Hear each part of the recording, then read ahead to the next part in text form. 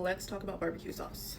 I've already mentioned that one of the ways I keep my grocery budget down is by not buying a lot of condiments. I'll buy base condiments that I can make into other things. I make barbecue sauce quite frequently. Granted, it is the day before grocery shopping day, so I am out of a few things. I will be subbing some stuff, but let's talk about it while I do it. Usually, I use ketchup for the base of my barbecue sauce. I have done it with tomato sauce when I make bigger batches, but just for a quick whip-me-up, I use ketchup.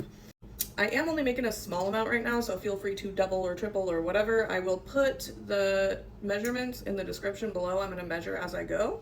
So I start with my ketchup, and then usually I will add honey or molasses.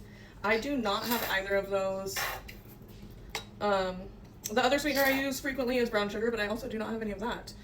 So I'm just going to be using granulated sugar today, and that'll be fine. On top of my ketchup and sweetener, I usually use some sort of mustard. I personally like to add liquid smoke, and then I'm going to add some sort of vinegar. I usually use apple cider vinegar. That's what I'm going to use today. At this point, I have added all of my necessary ingredients. This is the point where you taste it, decide do you want it a little sweeter, a little more acidy. But also, this is the point where you add whatever seasonings you want. Usually I use like smoked paprika, onion powder, garlic powder, that sort of thing. At this point, I am done. I am going to stick this in the microwave for about 3 to 5 minutes.